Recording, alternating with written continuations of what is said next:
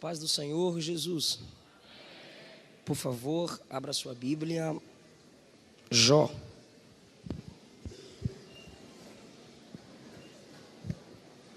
Capítulo de número 11.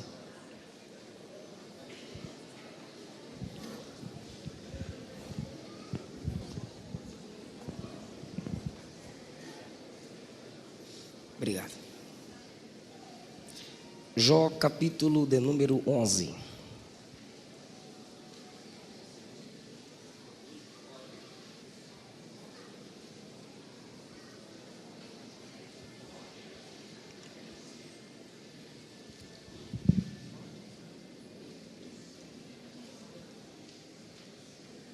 Se você puder manter sua Bíblia aberta, por favor, para a gente ir acompanhando o raciocínio da mensagem, será bem legal, será bem bom. Capítulo de número 11, versículo 4 apenas. Pois tu disseste, a minha doutrina é pura, limpo sou aos teus olhos. Amém. Assentai-nos. Eu quero pegar emprestado aí. Eu quero pegar emprestado aqui só a palavra doutrina. Como é bom estar de volta para cultuar a Deus com vocês. Pastor Neemias, na minha vida, é sinal vivo que Deus realiza sonhos. Várias e várias vezes eu passei por aqui indo pregar no interior e os irmãos sempre elogiando o ministério do Senhor. E eu disse, um dia eu prego aí. Glória a Deus. Pastor José Rodrigues, presidente de honra.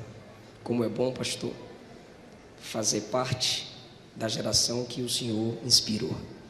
A todo o corpo de obreiros, que Jesus vos dê graça cada vez mais. Cada pastor aqui presente, cada pai, cada mãe.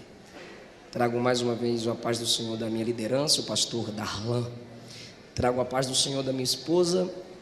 Eu fui pregar em Foz do Iguaçu com ela. E lá ela encontrou o sobrinho, Nenezinho, e quis ficar lá. Mas eu sei porquê, está grávida de 2 meses. Agora nós somos 3. Aleluia. Orem pela minha esposa. Orem por nós. E eu estou aqui lançando o meu novo livro hoje aqui. Olha que top. Olha o tema desse livro, irmão. A cruz de Cristo. Já é presente aqui para o pastor Neemias. Que sirva de instrumentalidade para o seu ministério. Espírito Santo, o agente avivador da igreja. Segredos da liderança de Josué tinha esgotado, voltou. E segredos da liderança de Paulo. Meus livros giram em torno de 25 a 30, mas os irmãos sabem que aqui um é 20, 3 é 50. Queridos, eu quero falar com vocês sobre a doutrina de Jó.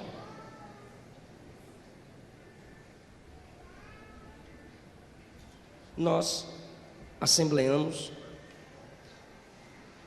ainda somos um povo que valoriza o ensino da palavra.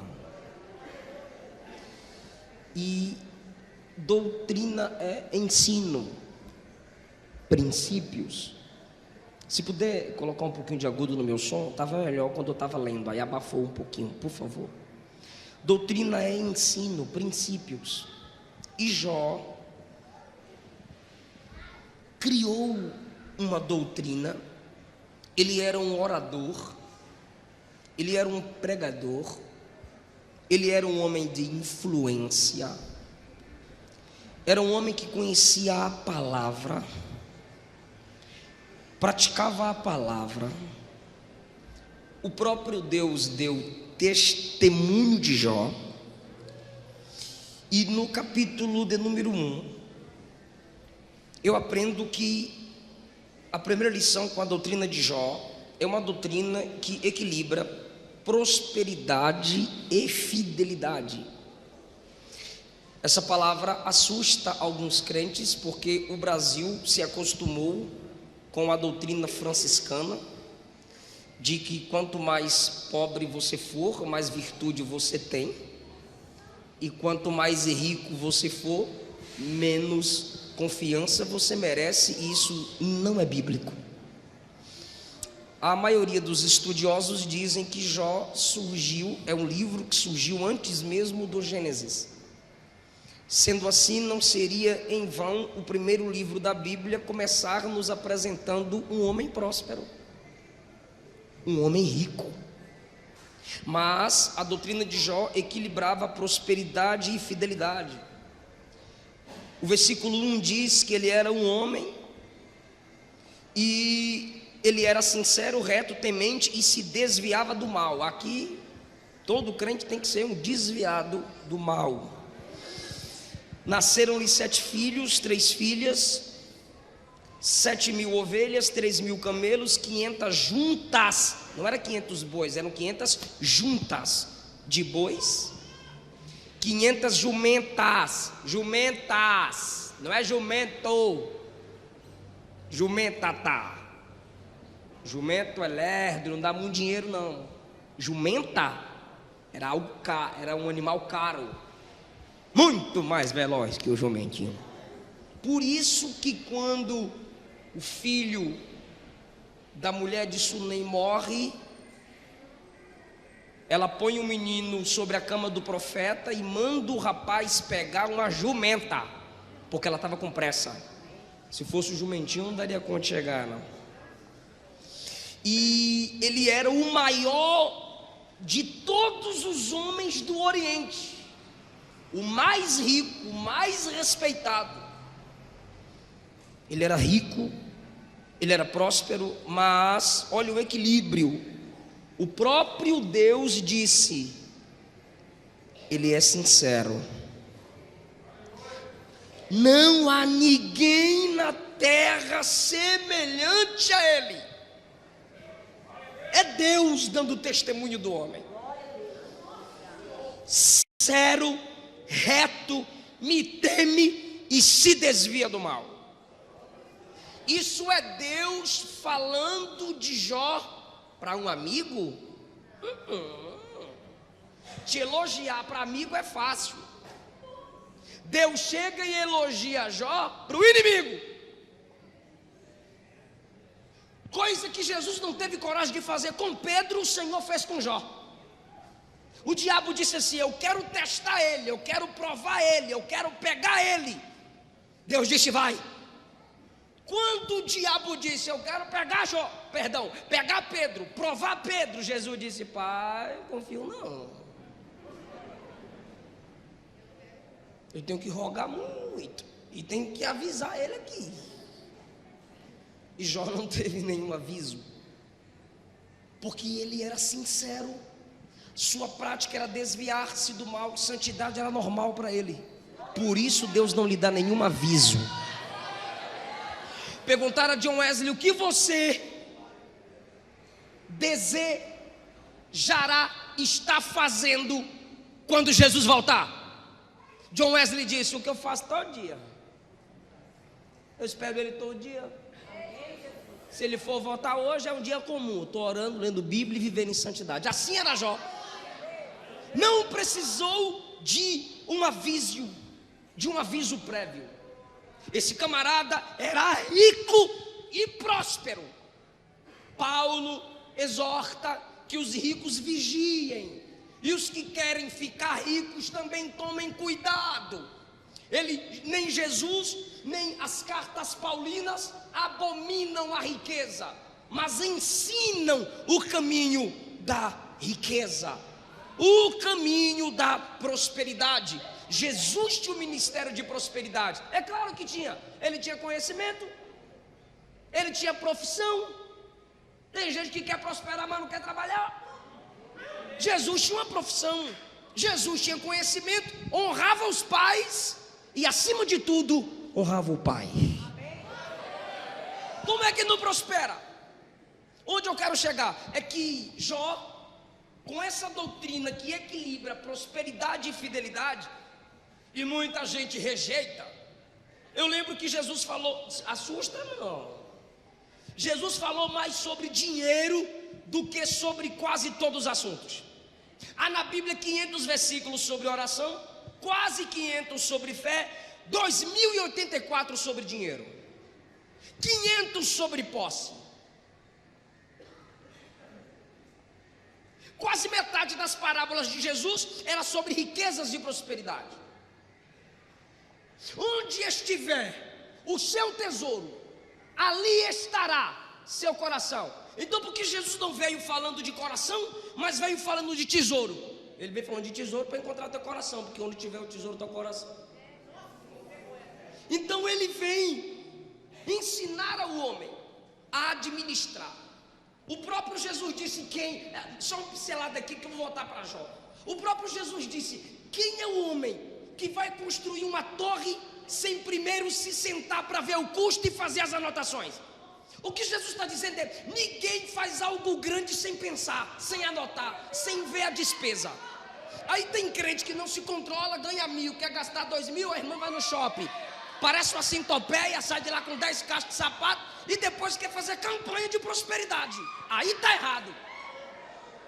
Anda comprando, não paga. Eclesiastes 5 diz que tem gente que o seu trabalho é tão ruim, ele é bom no que faz, mas ele não é bom para cumprir o prazo do serviço. Esse tipo de gente empobrecerá. Provérbio diz: aquele que é diligente no seu trabalho prosperará, o preguiçoso estará na miséria. Então não adianta você isolar textos e querer fazer campanha de prosperidade. Jó prosperava, mas era fiel. Tem gente fazendo campanha de prosperidade, mas não quer largar o pecado, não quer largar a mentira. Quando você largar o pecado, o adultério, a prostituição e vir para Jesus, corre o risco de você perder tudo que tem, porque a sua conquista foi debaixo de engano e de mentira. A verdadeira prosperidade é mais do que ter, é primeiro ser mais para Deus, para o próximo, para a igreja, para a família.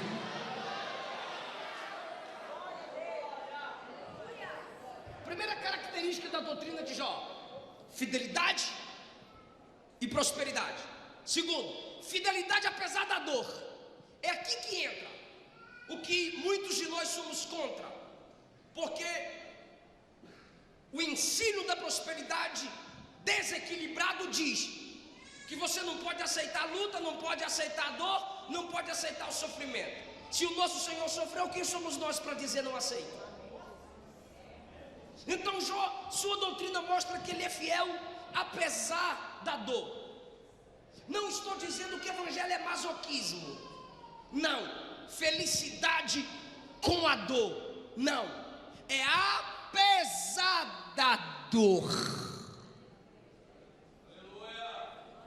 Perceba, versículo de número 21. Jó disse: não saí do ventre de minha mãe, não tornarei para lá. Deus me deu, Deus tomou, bendito seja o nome do Senhor. Ele está falando essas palavras depois que ele recebe a notícia de que tudo que ele tinha foi destruído. Então ele é fiel na adoração em meio à dor. O capítulo 13, versículo 15, ele disse assim: ainda que ele me mate, eu esperarei nele. Olha que doutrina desse camarada: prosperidade e fidelidade. Fidelidade apesar da dor. Ou seja, o diabo disse a Deus: Jó não te serve em vão. Está aí no versículo 9 e 10 do capítulo 1. Porventura Jó te serve em vão? Tu não cercaste ele de bênção, cercaste a casa dele com bênção, e tudo aquilo que ele tem, as obras das suas mãos. Por favor, diga: obras das suas mãos. Sabe o que é obra das mãos? Trabalho. As obras de suas mãos abençoaste, e o seu gado está aumentado na terra, não tem mais espaço. Estende a mão, toca tudo quanto tem, e ele vai blasfemar. Essa é uma doutrina satânica. Eu estou com Deus enquanto eu tenho, eu estou com Deus enquanto Ele me serve. A doutrina satânica é: eu quero me servir de Deus para servir o dinheiro. Mas a doutrina bíblica é: usarei o dinheiro para melhor servir a Deus. Jó está sendo acusado de que só serve a Deus pelo que Deus dá. Eu repito, só serve. Todo mundo aqui serve a Deus pelo que Deus dá. Não venha com essa de santidade não. Eu sirvo a Deus pelo que Ele é. Mentira. Todo mundo aqui serve a Deus pelo que Ele faz. O que Ele disse? O que a Bíblia diz? Nós o amamos porque Ele nos amou primeiro. Se Ele não me amasse, eu não amaria Ele. A Bíblia diz: até o desejo de adorar vem de Deus. Eu estou adorando aqui porque até o desejo de adorá-lo vem dele. Por quê? Porque nenhuma adoração voltará para ele sem antes vir dele. Por isso a Bíblia diz: porque dele fonte, por ele processo e para ele destino são todas as coisas. Se não vem dele, não vai voltar para ele. Então todos nós estamos aqui pelo que ele fez na cruz. Estamos aqui pelo que ele faz, a igreja. Estamos aqui pelo que ele faz, o Espírito trabalha em nós. Agora, errado é você servir a Deus só pelo que ele faz. Aí é errado. O que o diabo está dizendo a Deus é que Jó o serve só pelo que ele faz. Isso é mentira. Aí o Senhor diz assim: vai lá e toca. O diabo estende a mão e Jó, os irmãos sabem, continua fiel apesar da dor. Jó tem uma doutrina interessante. Capítulo 1, versículos 5 e 6. Sucedia, pois, que no decorrer dos dias dos banquetes dos seus filhos, Jó o santificava e se levantava de madrugada e oferecia holocaustos segundo o número de todos eles, porque dizia Jó: porventura pecaram meus filhos e blasfemaram de Deus no seu coração. Irmão, olha a preocupação desse homem, dos filhos pecarem contra Deus no coração. Ele nem precisava ouvir, ele nem precisava ver. Ele dizia: se eu não ouvir ele pecar, se eu não vi ele pecar, se eu não ouvir ele pecar, eu acho que eles pecaram do coração. Se eles fizeram ou não, deixa eu me antecipar e vou santificar meus filhos. E como é que Jó santifica seus filhos? Oferecendo sacrifício, porque era o modo do culto antigamente, a vítima inocente para justificar o culpado. Jó entrega um sacrifício intercedendo pelos seus filhos. Que doutrina é essa? A doutrina da intercessão. Ana orava por Samuel antes mesmo que ele nascesse. Jairo é um pai que está de joelho no meio da rua intercedendo pela filha. A mulher Sirofenícia é uma mulher que se prostra no meio da rua, é chamada de cachorra, é humilhada publicamente, intercedendo pela filha. Se os pais orassem mais pelos seus filhos, eu acredito que eles iriam mais longe. A questão é que tem muitos pais que se ajoelham pelos seus filhos, mas não se ajoelham com. Tem muitos pais que oram pelos seus filhos e não deixam seus filhos vê-los de joelhos. Eu tenho hoje a prática de orar porque eu via minha mãe de joelho. E a criança, filhos são páginas em branco. O que se escreve ficará gravado.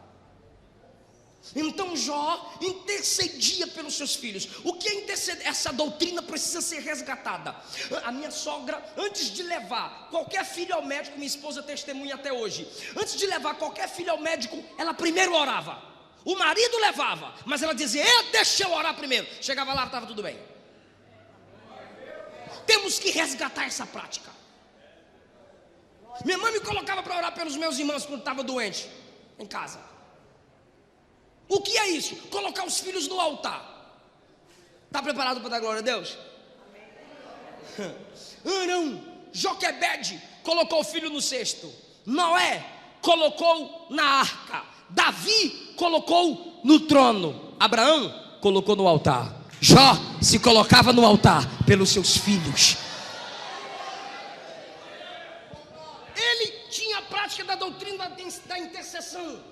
Ou seja, ele intercedia pelos seus filhos, entregando sacrifício a Deus. E no capítulo 42, se você começar a ler a partir do capítulo 4, os amigos de Jó detonam Jó. Aí no último capítulo, Deus manda os amigos de Jó trazerem bezerro para Jó oferecer um sacrifício e orar por eles. Aí o texto conclui: e Deus virou o cativeiro de Jó, 42:10, enquanto orava por seus amigos. A intercessão do camarada fez diferença no início do livro e no final do livro. Precisamos voltar à prática da intercessão, de orar uns pelos outros. Agora essa doutrina de Jó: primeiro, fidelidade e prosperidade; segundo, fidelidade apesar da dor; terceiro, doutrina da intercessão; quarto, essa doutrina de Jó eu acho maravilhosa, principalmente sabe, aqueles pregadores de quebra de maldição, que pega textos isolados e às vezes fica só por um viés. Tem que ter toda uma mensagem completa para que a igreja compreenda isso. É que a doutrina de Jó é a seguinte: eu não afirmo que o diabo está no controle da minha angústia. Eu não estou dizendo que o diabo não gera angústia, ele gera. Eu não estou dizendo que o diabo não gera dor, ele gera. Ele é destruidor. Ele não quer a paz do homem, ele não quer a alegria do homem. Vou fazer uma pergunta e você responde: quem subiu para acusar Jó? Diabo. Está com medo, irmão? Quem subiu para acusar Jó? Quem tirou tudo de Jó? Quem feriu o coração de Jó? Me ajuda. Quem lançou flechadas em Jó? Quem destruiu todo o rebanho de Jó? Jó nunca disse isso.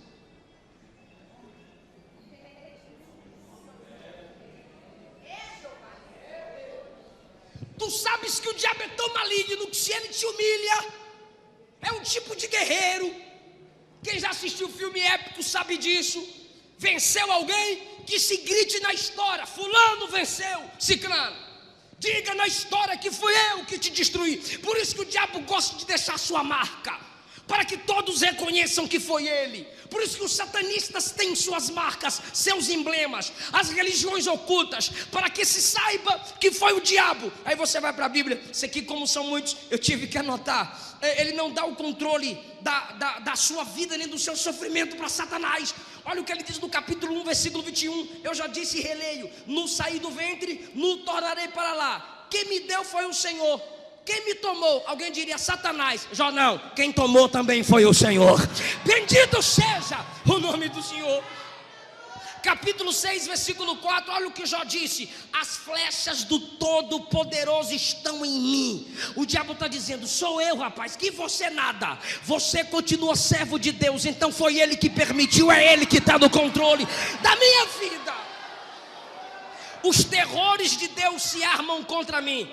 Aleluia. Capítulo 9, versículo 24, Jó disse assim: a terra é entregue nas mãos dos ímpios, Deus cobre o rosto dos juízes. Olha essa pergunta de Jó, capítulo 9, versículo 24: se não é Deus, quem é?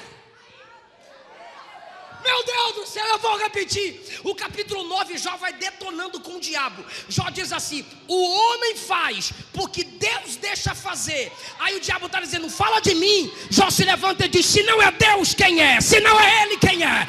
Se não é Ele, quem é? Aleluia. Olha o capítulo 12, a partir do versículo 7, ele arrebenta. Ó doutrina arrebatadora. Olha o que Jó diz: pergunta os animais, e cada um deles te ensinará. Ele está dizendo: o diabo não vai ensinar nada. Na minha doutrina o diabo não ensina não. Pode perguntar para bicho, que bicho sabe. Fala com a terra e ela te ensinará. 9. Quem não entende que todas essas coisas foi Deus que fez? O diabo não fez nada na minha vida, não. Olha o versículo 10: na sua mão está a alma de tudo quanto vive, o espírito de toda a carne humana. Ele derruba e ninguém levanta, quem ele prende, ninguém liberta. Com ele está a força e a sabedoria. Seu é o que erra, seu é o que acerta. Rapaz, olha o que ele diz no capítulo 19, versículo 6: saibam agora que foi Deus que me transtornou, e sua rede me cercou. Então, o crente imaturo. Os irmãos, os meninos, os homens estão perseguindo eu. Aí chega um espiritualista. Isso é coisa do capeta. Isso é coisa do diabo, irmão. Faz umas campanhas de sal, de rosa, de água. Isso é coisa do capeta. Aí chega para tu e diz assim: tá amarrado. Caia, mas eu quero o diabo amarrado em mim, amarra em tu. Repreende. Só que aí chega o crente espiritual e maduro. O homem te feriu? Feriu. Foi o diabo que usou ele? Foi. Quem é que está acima do homem e acima do diabo? É Ele quem está no controle da sua vida. É Ele que está no controle da sua história. E Ele me manda dizer a alguém aqui: no final dessa prova você vai entender. Aleluia! Se você ler João capítulo 11, sem pesquisar os originais, você se assusta. Porque Jesus diz assim: essa enfermidade não é para a morte, mas Lázaro morre. Aí você diz: Jesus mentiu. Pois bem, temos que buscar a tradução correta. Essa enfermidade não é para a glória da morte.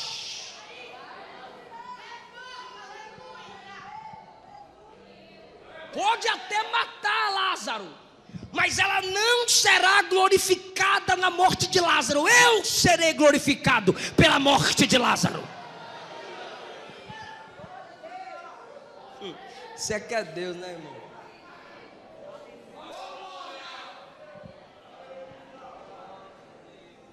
Quinto lugar, a doutrina de Jó. Família, prioridade. Deus, exclusividade. Capítulo 2, versículo 9. Sua mulher disse: tu ainda retens a sua sinceridade. Sabe o que ela está dizendo? Tu vai continuar crente mesmo, meu bem. Por favor, entenda, eu não estou aqui acusando a mulher de Jó, porque Deus não dá testemunho da força dela. Deus dá testemunho da força dele. E quem é casado sabe que a mulher sente mais do que o homem, porque ela sente por ela e por ele. Ele disse, o próprio Jó disse, que o bafo dele afastava ela dele. Bichos saíam da carne dele. Mas você vê na Bíblia que Deus deu outros filhos, deu outro gado, outras ovelhas, outras jumentas, mas não deu outra mulher.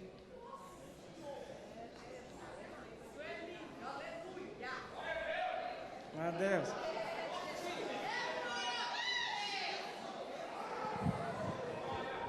Ela ficou firme, porque na fraqueza dela, ele a corrige. Só que ela diz assim: você ainda vai ser crente? Eu não vou pastorear mais não, pastor. Por quê? Minha esposa está fraquinha. Vou pregar mais não. Vou fazer a obra mais não. Vou para a igreja mais não. Minha esposa não quer ir. Se ela não quer vir, vem você.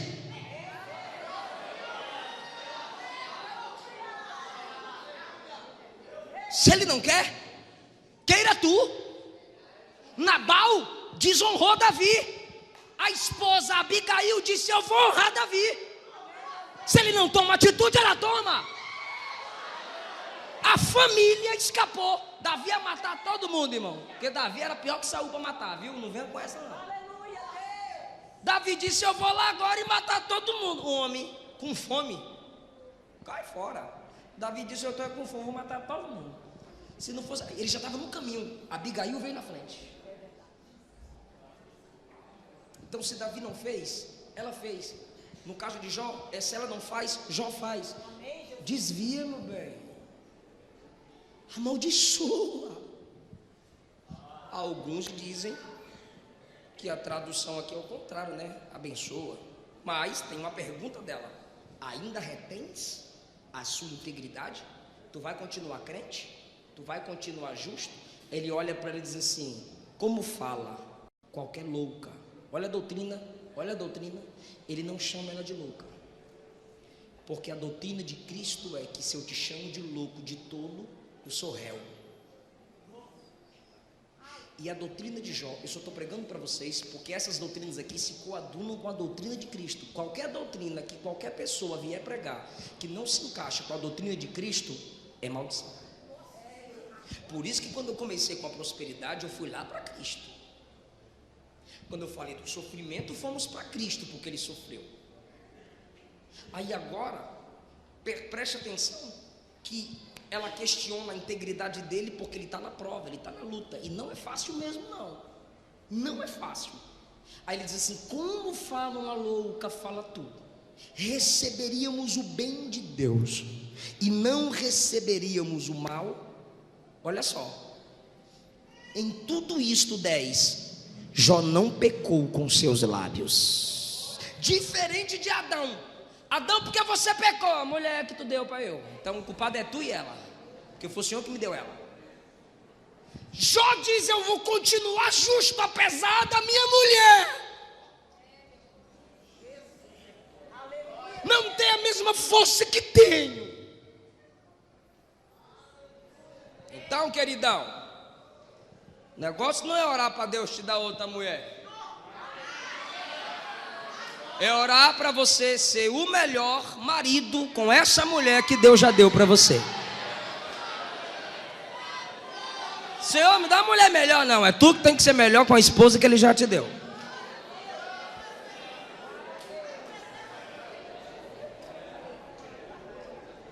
Família é prioridade. Ele escutou ela, ele aconselhou ela, ele permaneceu com ela e ela permaneceu com ele. Mais do que palavras, o que vale é atitude. Na prosperidade ele não a abandonou, ele teve tudo de volta. Ele é o que é mais citado, mas ela continuou lá. Ou seja, a família foi prioridade, mas Deus, exclusividade. Ele não desonra a Deus por causa da fraqueza da mulher. Jó ensina que o homem é passageiro. Por isso você deve aproveitar as oportunidades. Por isso você não pode, jovem, ficar acordando tarde, preguiçoso. Tem que estudar, você tem que acordar cedo. Você tem que dormir tarde estudando e acordar cedo, trabalhar e estudar. Porque, pastor Neemias, os camaradas querem tirar onda com 20 anos de idade, cabelo de moleque, carro rebaixado, roda mais cara que o carro. Com 15 anos o senhor levantava às 5 horas da manhã. Eu vos prego hoje para trabalhar. Eu vos prego hoje, Brasil fora do Brasil, tenho livros escritos, estou integral no ministério, co-pastor em um canto, mas eu já vendi caldo de cana na praia. Olha o caldo de cana de crente.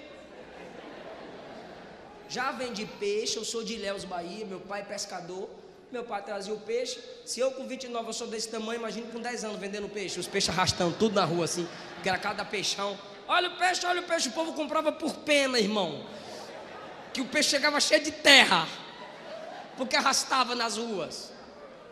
Já vendi livro em porta de igreja sem ser meu, não tinha agenda como tem hoje, ia para os congressos para vender livro, ligava para os pastores oferecendo o livro para vender, primeiro eu lia, depois empacotava e vendia.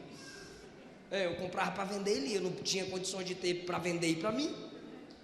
Já trabalhei no Lava Jato, pastor Eduardo, lá em Brasília, me colocou para morar no barraco de fundo e disse: você trabalha no Lava Jato de segunda a sexta, prega sábado e domingo, um domingo por mês você prega na minha igreja, e de segunda a sexta você trabalha no Lava Jato e eu te dou moradia atrás. Fechou, de boa.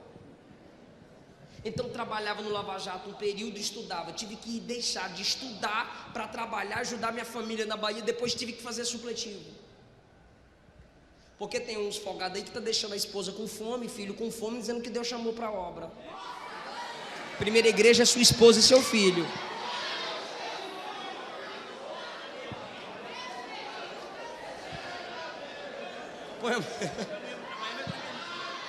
Aí põe a mulher para trabalhar e vai dormir de dia.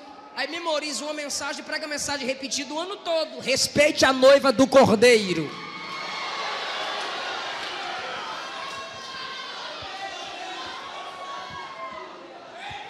Deus me deu essa palavra à tarde lá no hotel. Estou achando ela forte, irmão. Ou seja, o homem é passageiro. Aproveite a oportunidade que você tem para estudar, para crescer na vida. Seja inteligente. Capítulo 7, versículo 1. Porventura não tem homem guerra sobre a terra? Guerra. Não é fácil, a vida é guerra.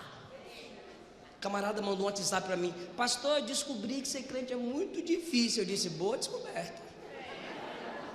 Ele disse: como assim? Eu disse: tu descobriu que muita gente não descobre. O que, pastor? Que ser crente é difícil. Olha o que Jó diz: porventura não tem homem guerra sobre a terra? O que o Senhor falou de Jacó? Lutaste com os homens e com Deus. O que é lutar com homens? Estudar, trabalhar, ser o melhor funcionário da empresa, ser o melhor aluno da sala. Isso é lutar com os homens. Olha, eu vendi 1.000, vou vender 2.000, vou superar tu. Olha, eu tirei 8, eu vou tirar 10, eu vou competir com tu. Lutar com os homens e com Deus e prevalecer. O que é lutar com Deus? Fazer teologia, ler a Bíblia, pregar, jejuar, evangelizar. Isso é lutar com Deus. Porventura não tem um homem guerra sobre a terra? Seus dias são como os dias do assalariado, ou seja, a pressa para receber.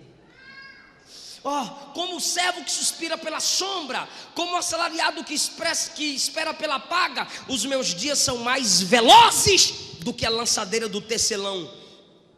A minha vida, versículo 7, é como o vento.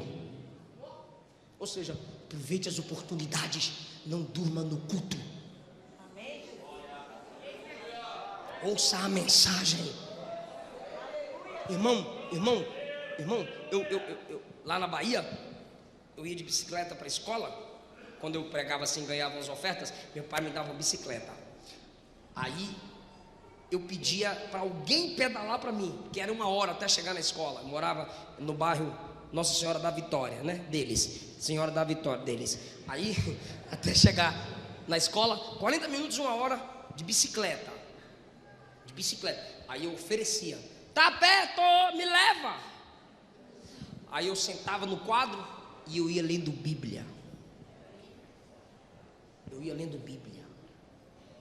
No intervalo, eu ia ler Bíblia, não ia chupar picolé, nem ficar conversando com as meninas. Eu não estou me gloriando. É Deus que não me permite esquecer de onde vi. Porque você só pode chegar onde alguém chegou se você decidir andar pelos caminhos que ele andou. Então, querido, é assim. Já que a vida é breve, aí eu olho para mim e vejo: meu Deus do céu, janeiro já tenho 30, minha esposa já está grávida. A vida é breve. Meu pai mandou um áudio para mim hoje: meu filho, eu estava aqui chorando. Falei: foi o que, pai? Lembrando eu te levando para pregar nas roças, subindo o morro, descendo o morro, e você nos meus ombros, botando na cabeça, o violão na minha cabeça para tocar. Sua mãe te levando a pregar nas roças, e ela colocava uma sacola no seu sapato, para você não sujar a igreja de tábua e piso vermelho. Aí andava na lama com sacola no sapato, escorregando, mas era para não sujar a igreja. Então a oportunidade que eu tinha, eu aproveitei. Eu morei sozinho em Brasília 10 anos, saí da Bahia com 12, morava em cima da igreja no bairro do Pessu, num quartinho, estudava a Bíblia de meia-noite às 4. Solteiro a fazer o quê? Não tinha celular, não tinha internet. Lê Bíblia, meu irmão, sem agenda. Não ficava dizendo agendas abertas, não, abre a Bíblia, fecha a agenda. Aí ficava lendo Bíblia de meia-noite às 4, dormia até meio-dia, ia estudar. Depois arrumei um emprego no Lava Jato, melhorou. Ou seja, aproveitar as oportunidades, porque a vida é breve. Capítulo 9, versículo 25: meus dias são mais velozes do que um correio. Passam, versículo 26, como navios veleiros, como a águia que se lança a comida. Tu já viu uma águia dando aquele voo para pegar um peixe? Sobe de vez. Ele está dizendo, ensinando sobre a brevidade da vida. O capítulo 14, versículo 1: o homem nascido da mulher é de poucos dias e farto de inquietação. Capítulo 7, versículo 11, ele ensina uma outra doutrina. Capítulo 7, versículo 11, ele diz assim: Por isso não reprimirei a minha boca, falarei na angústia do meu espírito, queixar-me-ei na amargura da minha alma. Sabe o que ele está dizendo? Está angustiado? Fale. Está amargurada? Fale. Deixa a irmã falar, maridão. Um jovem estava noivo, mandou para mim: pastor, vou terminar com essa menina. Falei: por que, frouxo? Ele disse: ela fala demais. Quando ela está angustiada, ela chora, ela grita, ela quer conversar. Eu falei: então casa com macho. Porque se a mulher não fala, ela fica cancerosa. Se ela não fala, a dor aumenta cada vez mais. Muitos afirmam que câncer são bolinhas de emoções engolidas. O que a carta diz? Quem está triste, chore. Quem está alegre, cante.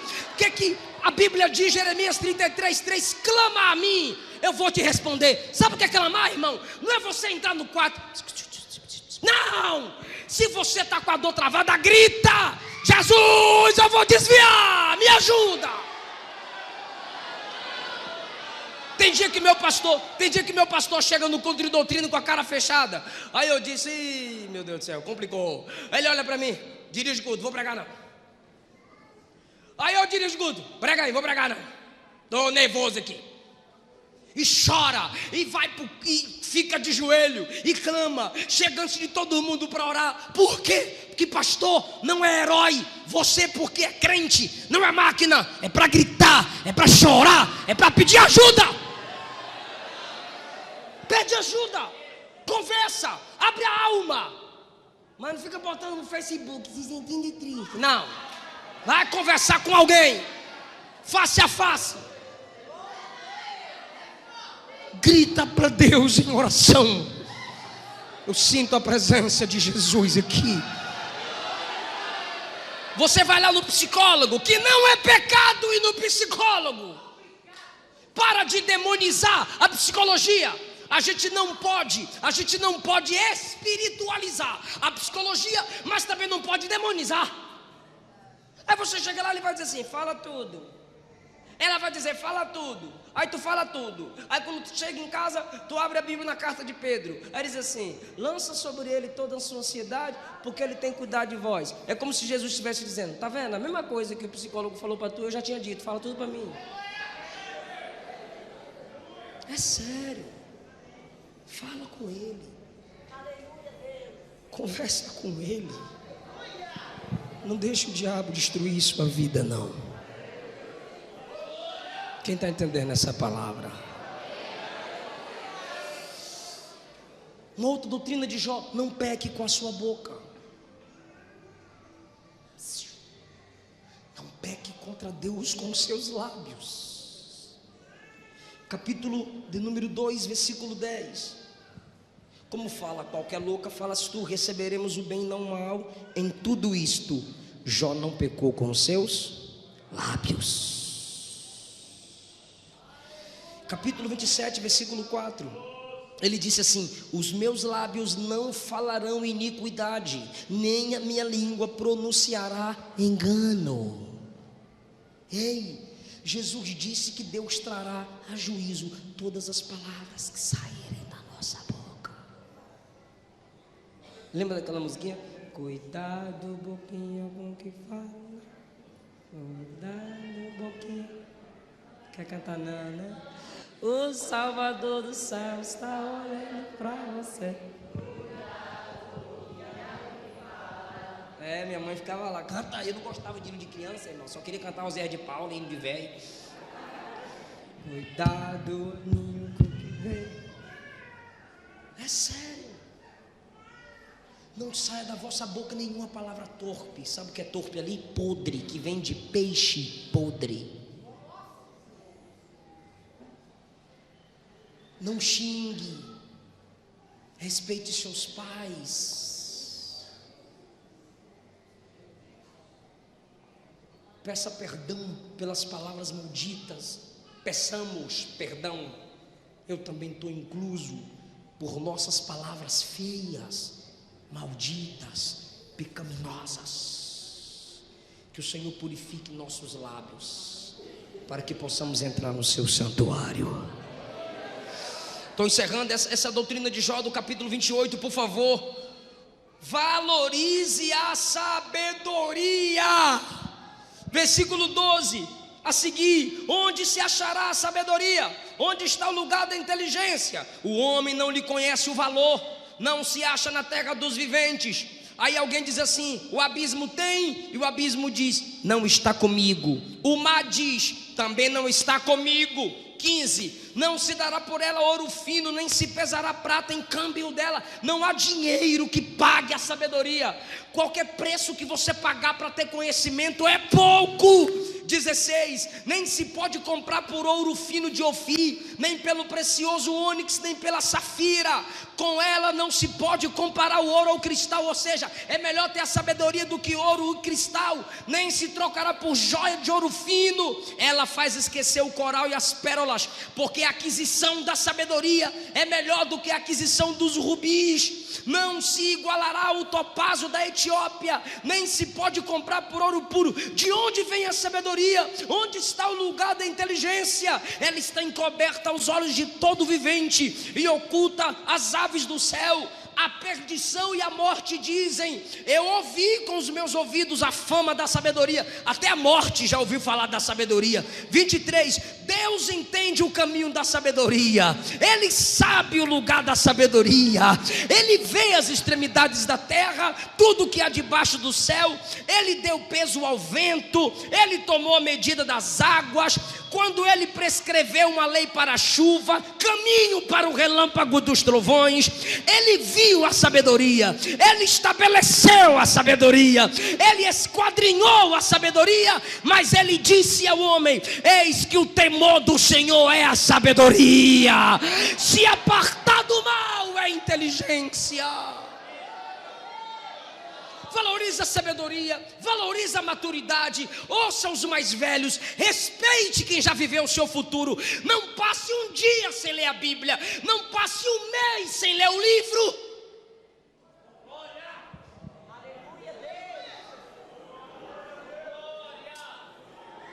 Já tem uma outra doutrina: cuidado com o seu olhar. Fala comigo toda a igreja: cuidado com o olhar. Olha o capítulo 31, versículo 1: fiz concerto com os meus olhos, como eu os fixaria numa donzela, numa virgem. Como eu vou fixar o meu olho na mulher que não é minha? Ele está falando de um olhar cobiçoso, por isso ele fala do fixar. Porque o primeiro olhar pode ser inevitável, mas é o segundo olhar que dá asas à imaginação. E o resultado ele diz: qual seria a porção de Deus para mim? Qual seria a herança do Todo-Poderoso para mim? Isso seria perdição e desastre. 4, ele está vendo os meus caminhos, ele conta os meus passos. Olha o versículo 9, meu Deus do céu. Olha o que ele diz no 9: se o meu coração se deixou seduzir por uma mulher, ou se eu andei rondando a porta do meu próximo. Sabe o que é isso? Dando em cima da mulher dos outros, elogiando a mulher do outro. Então moo a minha mulher para outro. Ou seja, que ela trabalhe para outro. O versículo 10 é assustador, mas está escrito, eu vou falar, estou nem aí. E os outros se encurvem sobre ela. Sabe o que ele está dizendo? Gente, é assustador. Se eu desejei outra mulher, que outro homem se deite com a minha esposa. É um camarada ter muita certeza da integridade dele. Ele chegou a dizer que Deus me prove no fogo e eu sairei como ouro. Eu vou derreter, mas eu não vou perder o valor. Eu vou derreter, mas eu não perco meu brilho.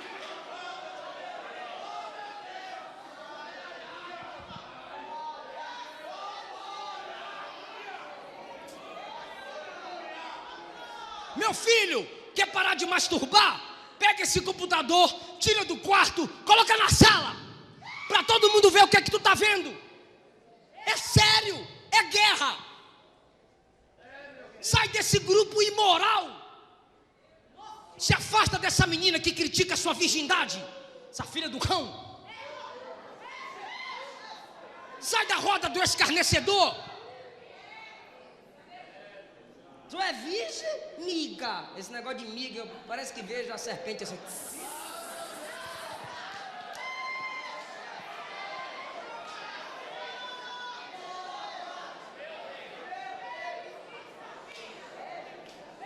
Sou pura, minha virgindade é resultado de uma mente pura. O reino do céu é semelhante a 5 virgens prudentes. Jesus nasceu no ventre de uma virgem. Eu só vou me encontrar na cama com aquele que me encontrei no altar.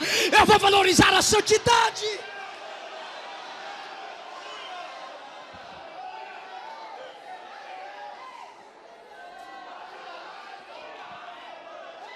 Aleluia.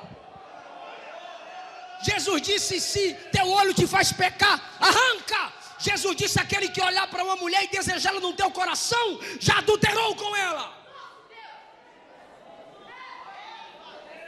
A doutrina de Jó vai encaixando com as doutrinas de Cristo. Mas tem umas irmãs também que não ajudam os meninos. A espada está afiada, é os dois lados. Tu dá glória quando os meninos apanham. Mas tu vem para a igreja 3 em 1, irmã. Jezabel, Dalila, mulher de Potifar.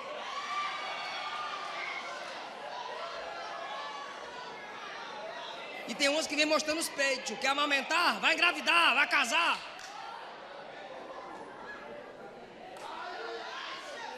É porque a mulher não é levada pelo que vê, mas o homem é.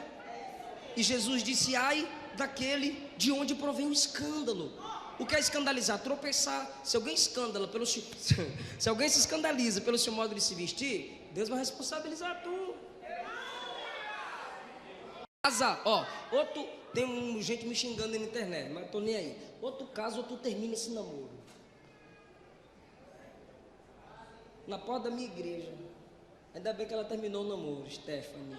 Eu falo mesmo. Se ela estivesse namorando, eu não falaria o nome. Ah, pastor, tá namorando. Cadê o cabrão? Aqui. Cabrão fortão. Casar, né? Não, casar não. Casar.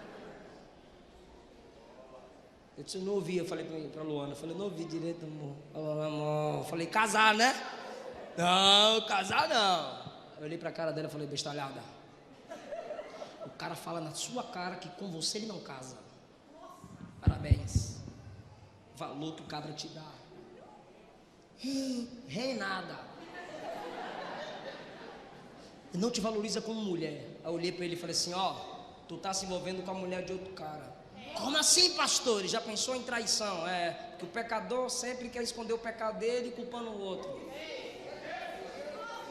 Você está se envolvendo com a mulher de outro cara. Como assim? Eu falei: você disse que não casa com ela vai achar um macho de verdade que vai casar com ela.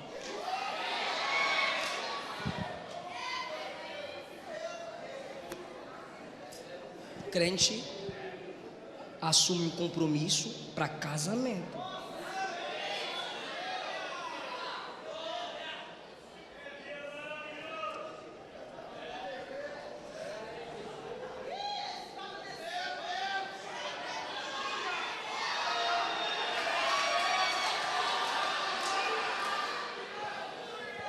Eva viu o fruto, desejou, porque fixou o olhar. Acã viu a capa, a prata, fixou o olhar, desejou. Davi viu Batseba, né? Irmã banhar bem naquela hora com tudo aberto, né, irmãzinha? Fecha os negócios, mulher. Aí viu, desejou. Tem que ter cuidado com mulher, é sério, tem que baixar a cabeça mesmo. Tem que baixar a cabeça. A esposa tem que virar a cara dele assim: olha pra cá, meu bem, eu sou mais bonita. E último lugar, em nenhum momento eu disse que a doutrina de Jó é perfeita, porque a doutrina perfeita é a doutrina de quem? De Cristo. A doutrina de Jó precisou de aperfeiçoamento, mas acredite, ele aperfeiçoou. Olha o que ele diz no capítulo 14, versículo 4: quem do imundo tirará o puro? Ele poderia deixar só a pergunta, mas ele chega e afirma: ninguém. É porque ele não conhecia a graça que conhecemos. Olha lá. Quem do imundo tira o puro? Ele poderia deixar só a pergunta, mas ele afirma: ninguém! A questão é o conhecimento que ele tem. Se essas doutrinas que ele tem, que ele deu a nós, ele ainda tinha um conhecimento limitado, imagine se não tivesse. Mas a gente sabe que tem um que tira o que é bom de quem é mau. Oh, glória! A graça torna miseráveis pecadores em filhos do reino. Nós não teríamos paciência com Pedro, ele acreditou até o fim. Nós não chamaríamos Judas de amigo, ele chamou. O ladrão na cruz juntou-se ao outro e disse: salva nós aí. Sabe a oração de ladrão, né? Salva nós também, desce daí e tira nós. Os dois acusavam Jesus, mas um deles se arrependeu e disse: Senhor, lembra de mim quando entrares no teu reino. Se fosse Jó, ele não veria nada puro naquele imundo. E ele diria: tu vai para o quinto inferno, tu estás me mirando na estante, agora que é meu reino. Tu vai para o inferno de cabeça para baixo, Satanás. Ou seja, uma doutrina limitada. Mas só a graça tira o que é puro de quem é imundo. Hoje estará comigo no paraíso. Aleluia! Todo mundo olhava para Zaqueu e dizia: pecador, pecador, pecador. Ele parou, ele conversou, ele foi na casa de Zaqueu e disse: hoje veio salvação nessa casa, ele é filho de Abraão. Olha só, irmão, Ananias falou que é de Saulo. Senhor, ele é mau, ele persegue, ele prende homem, ele prende mulher. Senhor, ele arrasta as mulheres. O cabra é muito mau para arrastar a mulher. Quando Ananias cala a boca, Jesus disse: para mim ele é um vaso escolhido. Porque é a graça manifestada. Ele tira pureza do imundo. Não importa quem você foi, não importa seu passado, a graça gera em você algo bom para dar glória ao nome dele. Quem está sentindo a presença de Deus nessa palavra? Aleluia! Agora, olha o que ele diz no capítulo 7, versículo 9. Capítulo 7, versículo 9. Coloca aí, para a igreja acompanhar se possível. Assim como a nuvem se desfaz e passa, assim é aquele que desce à sepultura, nunca tornará a subir. Ele está dizendo: ressuscita mais não, vai levantar mais não. Capítulo 7, versículo 16. A minha vida abomino, pois não viveria para sempre. Aí Jesus chega e diz: a vida eterna é crer no Pai e em mim. A vida do homem é breve, mas Jó começa pensando que ninguém pode ter vida eterna e que não pode levantar do túmulo. Sempre você vai ler isso no Antigo Testamento. É porque o Espírito Santo não habitava neles e eles tinham uma compreensão limitada da graça. Tudo isso mostrava a necessidade da vinda do Messias e o efeito do pecado. Olha o 14:10. 14:10. Morto o homem é consumido, rendendo o homem o espírito, onde ele está? Isso aqui é retórico. Ele está dizendo: se perde, não se acha mais o espírito de que morreu. Não. O corpo volta ao pó, o espírito volta para aquele que o deu. A alma do ímpio, Hades. A alma do justo vai encontrar com seu Salvador. Penúltimo. 16:21. Ah, se alguém pudesse falar com Deus em favor do homem, como um homem fala pelo seu próximo. Ele está pensando, sabe o que ele está dizendo? Eu não tenho intercessor.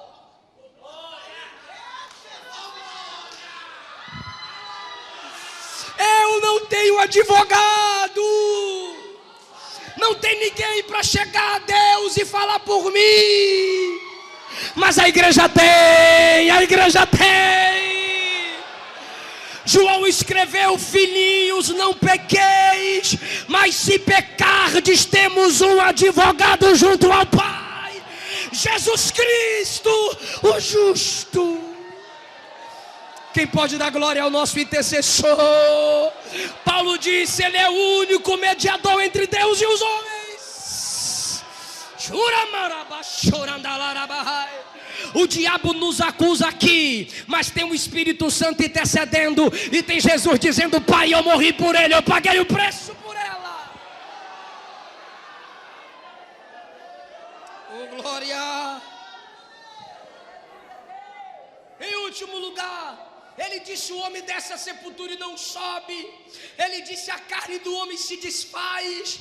O homem é como nuvem que passa, é como erva que se acaba, nunca mais se erguerá, nunca mais se levantará. Mas parece que no capítulo 29 ele recebeu uma unção.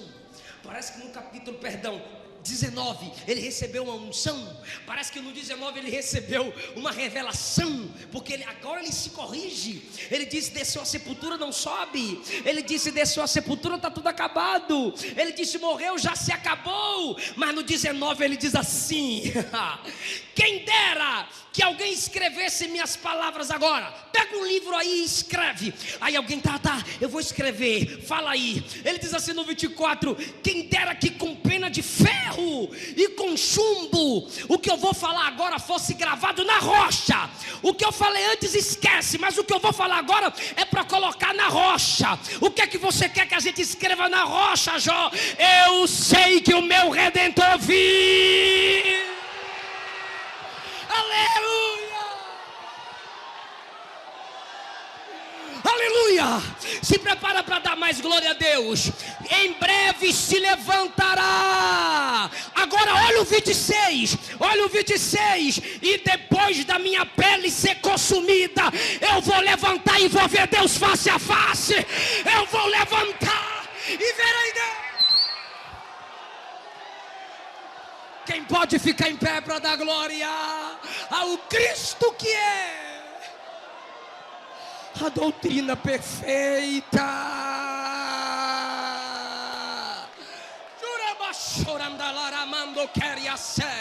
Quem tem Deus, dê glória para Deus. Quem tem aleluia, diga aleluia. Quem gosta de culto de doutrina, diga glória a Deus. A doutrina de Jó.